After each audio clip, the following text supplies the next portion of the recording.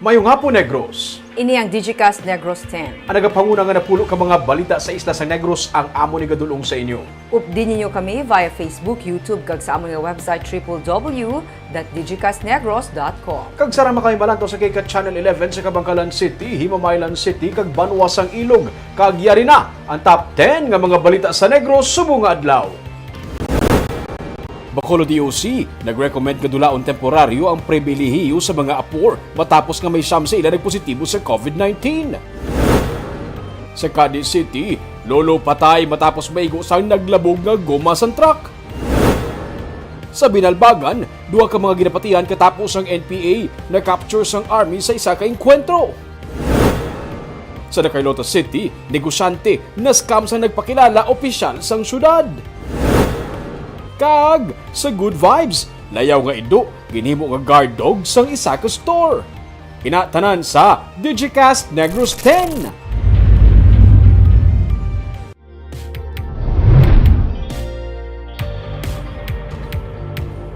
Sa number 10, ginpamunuan ni Negros Occidental Governor Eugenio Jose Lacson ang pagpananom sang propagules sang bamboo kaina sang aga bilang kabahin sang Provincial Water Security Program.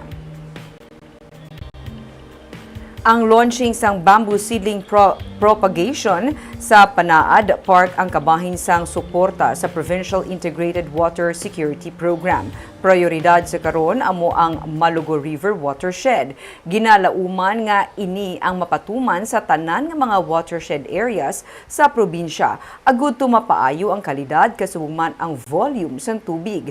Ginapaabot man nga ini ang magapaayo sang access sa potable water bisan pa ang para sa irigasyon para sa sustainable agriculture. Gintambungan ang kahibatan sang iban pagid ng mga opisyales sa probinsya kag mga empleyado. Giant bamboo, kiling, butong, tinik kag bayog ang mga bamboo species. 2,000 ang gintanom kaina sunod sa Office of the Provincial Agriculturist. May masobra na nga daan sa 4,000 ang natanom damlag pa sa Panaad.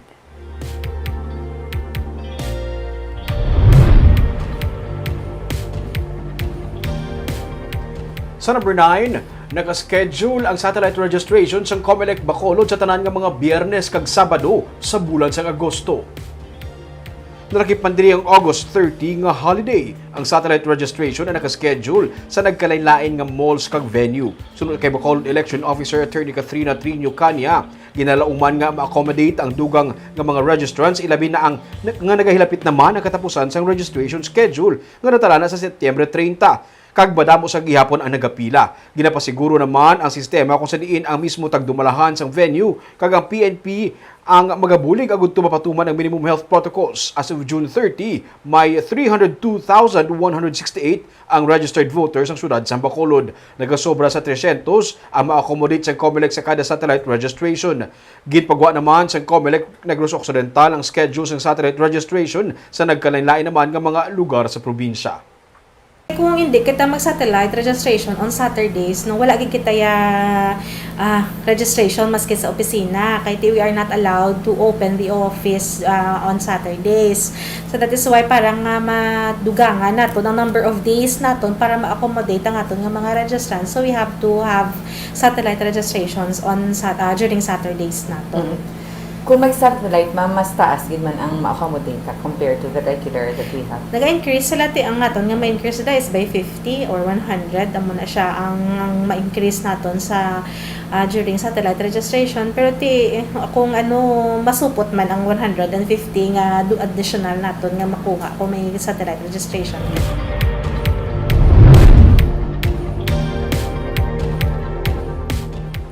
Sa number 8, Police Station 8 mayara na sang persons of interest sa natabo nga robbery hold-up sa Barangay Alihis sa Bacolod.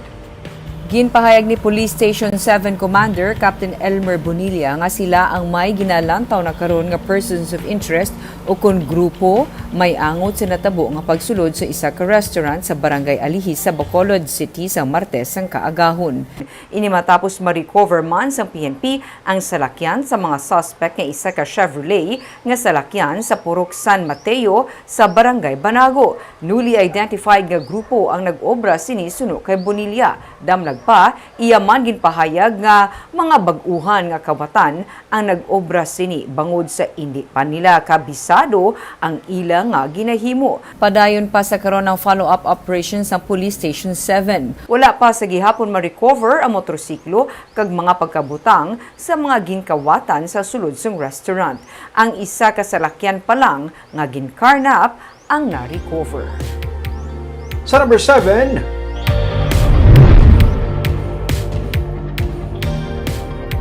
isa ka negosyante na scam sa nagpakilala nga opisyal sa La Carlota City. Gin-share sa La Carlota Police Station ang ginpost ang official Facebook account sa La Carlota City nga may La Carlota ang natabo nga pag-scam sa isa ka negosyante gikan sa nagpakuno-kuno customer nga opisyal sang syudad. Sandig sa post, gin-deliver sa negosyante sa City Hall ang 8,000 pesos ka balor sa pagkaon kag mga milk tea. Bangod may nagtawag kag nag-order suno sa iya nga nagpakilala nga opisyal sa syudad kag ginpa-deliver ang mga pagkaon. Pero sa mag-abot na sa City Hall, iya na diskubrihan nga siya ang gin-scam. Bangod, wala sang may kunsino nga opisyal ang nagtawag sa iya. Hindi naman matawagan sa biktima ang numero nga nag-order sa iya nga Tagalog speaking pa. Si Mayor Rex Salandoon na lang ang nagbayad sa mga orders suno sa PNP. Ginpaandaman naman sa syudad ang mga tag-iya sa mga kalan-an, ilabi na may mga delivery services nga maghalong sa mga scammer kag i-check it anay sa natungdan ilabi na kung mga nagapakilala nga opisyal.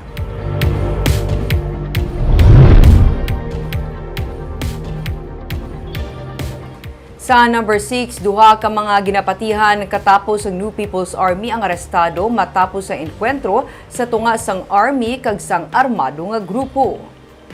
Napulo ka minuto nga pagbayluhan na isang lupok sa tunga sang tropa sang 94th Infantry Battalion. Kagapin 30 ka mga ginaalegar miyembro sang New People's Army ang nagluntad sang Martes sa Barangay Santol sa Banwa sang Binalbagan. Wala sa may na-report nga nasamaran sa enkwentro pero naaresto sang Army ang duha ka NPA nga lunsay miyembro sang Central Negros Front 1 kag residente sang Gihungan City. Nakuha man sa ila ang isa ka baby Armalite, mga bala kag magazine kag iban pa nga pagkabutang.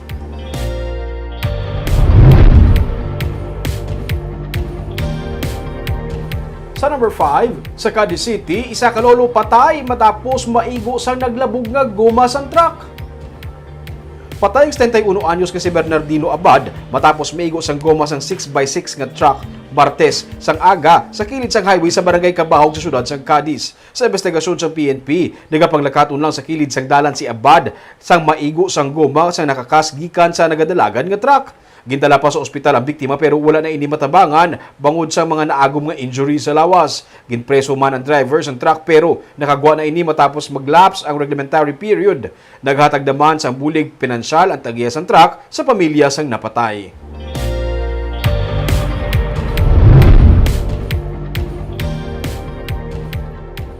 Sa number 4, na-detect nga Theta variant mahimo gikan sa gwa sa Bacolod kag wala sang dapat nga ikaalarma ang publiko suno sa Bacolod EOC. Gin-confirm sa Department of Health sa Western Visayas nga na-detect sang Philippine Genome Center ang P.3 variant sa Bacolod sang Agosto 3. Ini magluwas sa duha pa ka mga variants of concern sa probinsya sang Negros Occidental gikan sa nakuha nga samples sa Hulyo 28. Pero ginsiling ni Dr. Chris Sorongon, ang Deputy for Medical Data and Analysis ng Emergency Operations Center, wala sang dapat ikaalarma ang publiko bangod wala man sa na-record nga kumpirmado nga local transmission sa nasambit nga COVID-19 variant sa Bacolod. Dugang pa ni Sorongon nga halos magkasubong nga makalalaton kag makamamatay ang mga naglain-lain nga COVID-19 variant nga tugas ang mutation. Makaalarma lang kung ang malatnan sang virus ang wala pa nakapabakuna. Ginpaathag man sa Department of Health Region 6 nga ang Delta variant nga ila na diskubrihan ang gikan sa sitio Bacolod, Barotac sa Iloilo kag indi sa Bacolod City. Ang viruses naton regularly nag-mutate. Kaya that's their way to adapt para makasurvive sa environment. Now, anong difference nila ni sa isang isa? Ang ilang viral loading, ang ilang mode of transmission, mas grabe, mas dasig, mas makalalaton. Kinahanglan ang cause for alarm nato ng paghalong ang minimum health protocol, magpabakuna. Amo na bilang number per minimum year being magpabakuna imo nga gugma sa Bacolod para hindi kita maka-experience sa gina-experience sa buong Cebu, gina-experience sa mga search sa iban nga mga probinsya kag syudad sa bugos Pilipinas.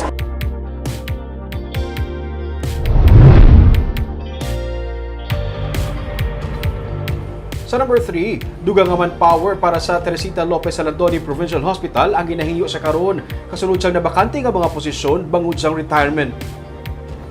Sunod kay Provincial Administrator Efrando Diaz, base sa hinyo sang bag-o nga pamuno sang ospital nga si Dr. Berian Maestral, nagakinahanglan ang TLJ-PH sang dugang nga personnel sa idalom sang contract of service, job order kasubong man para sa permanent position. Sunod kay Maestral, may mga temprano retired bangod sang pandemic. May 5 ka mga department head nga position nga nabakante sunod sa kay Diaz. Pwedeng sa karon ang request sunod sa provincial administrator. May request pero wala pa man namon na aprubahan. It's about additional 5 guro ka mga department heads dito sa Teresita. Tapos additional 20 nga mga like ang aton nga respiratory nga therapist kinahanglan nila, ang aton nga machines kadamo na subong, so kinahanglan na engineer nga para hindi na ta maghulat bala for maintenance ng mga repairs sa gwa. Sa number 2,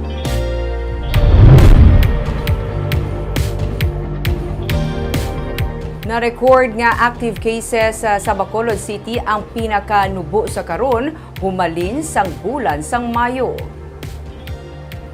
Matapos sa masobra 2 ka bulan, liwat na nga nagpanaog sa triple digit ang active cases sa Bacolod City matapos mag-record kahapon ang syudad sang 290 ka new recoveries kag 32 ka bag-o nga kaso.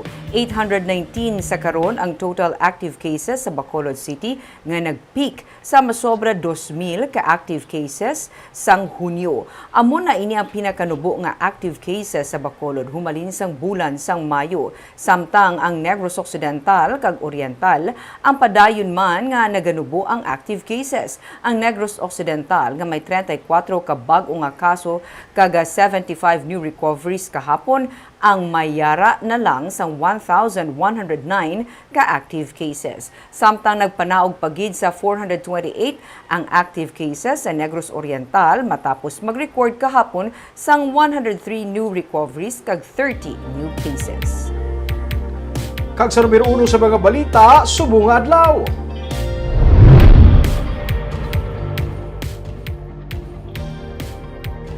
Bacolod Emergency Operations Center nagrekomenda nga temporaryo anay nga dulaon ang mga pribilehiyo para sa mga authorized persons outside of residence o kung apur. Ini kasunod sa 9 ka mga apur tanan ang nagpositibo sa COVID-19. May report si Nico Delfin. 9 sa 30 ka mga new COVID-19 cases ang Bacolod ang natalupangdan nga mga authorized person outside residence o kunapur. Sila mga empleyado sa mga kumpanya nga kinahanglan magtabok sa mga isla o kun probinsya para sa delivery ng essential goods o kun mga empleyado sang gobyerno. Ang 9 nga nagpositibo ang ginpaidalom na sa quarantine sa Barangay Bata. Suno kay Dr. Chris Sorongon, Deputy for Medical Data and Analysis ng Emergency Operations Center, tungod sini ginakinahanglan nga mas mangin maid-id ang syudad agud mapasiguro nga hindi magsaka ang nagadubo na nga COVID-19 cases. Gani ilaman ginirecommend nga mapaidalom sa swab test o kung i-require sang negative RT-PCR test ang tanan nga mga apur, private man o kung government apor nga exempted sa gin-issue nga Executive Order No. 42. Pati mga drivers ng essential goods nga dapat unhampered ang nagakinahanglan man itest suno kay Surongon. Nga ito i-recommendar ka Mayor, isuspend gid tanan nga pribilehiyo. In short, tanan nga apor aton nga i-require sang RT-PCR, even ang mga drivers sa mga essential goods nga mga truck nga mga nagadala pagkaon diri pag-abot nila sa Roro naton sa Bredco, i-swab sila, antigen swab para mabalanta kung positibo, kung hindi, kung positibo RT-PCR, kung negatibo biyahe dayon. Nagapati man ang pamunuan sang EOC nga mas ginakinahanglan karon ang ini nga mga tikang agud mas mapangapina ng publiko kontra sa COVID-19 karon nga padayon nga nagamutate ang virus kag mas makalalaton. Para at least maproteheran tagid, especially nga nagwa resulta siyam ang nagpositibo sa aton apor nga ginswab naton dira sa aton nga Roro sa Bredco.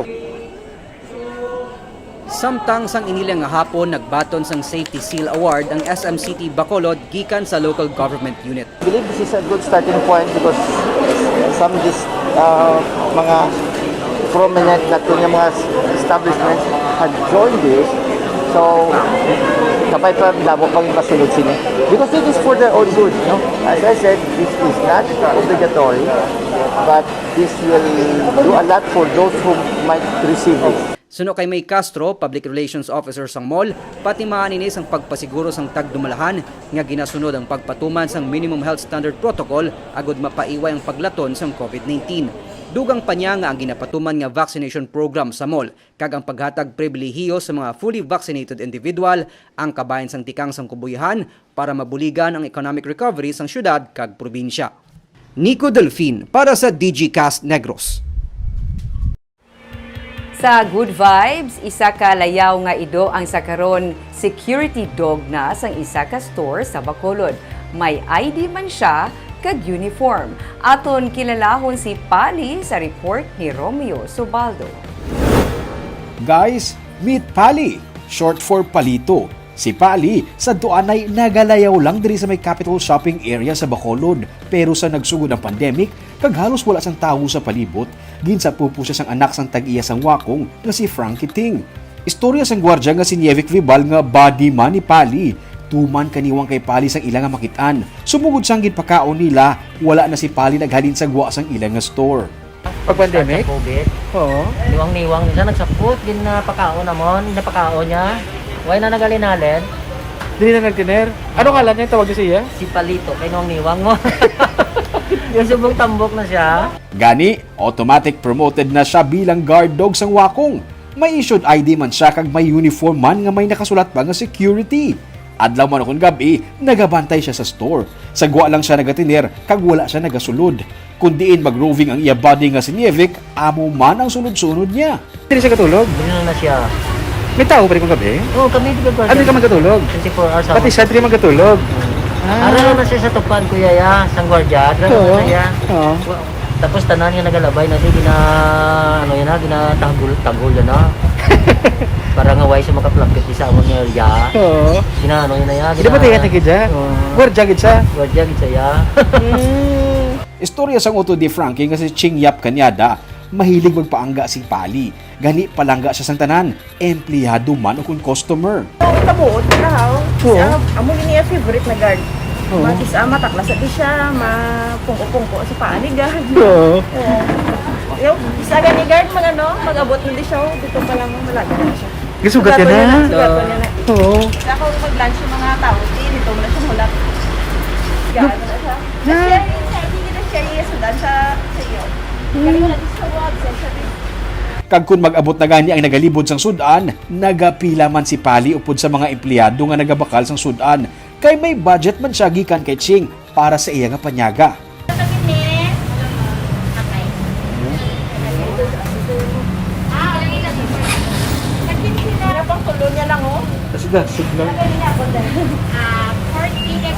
Dugang pa ni Ching, personal nga advokasya sang iya utod nga magsapupo sang layaw nga mga ido. Kaya magulang ko nila, kaya kapang respeto. Sa mo ko lang mo. Sa di siya nga group? Wala mo siya ginitran. Meron lang sa page Person- niya, Animal Friends Community. Do may advocacy siya. Pang ano siya, sa ginap ko pang spray balahaw para Hindi na magdamo. Ay, kanami.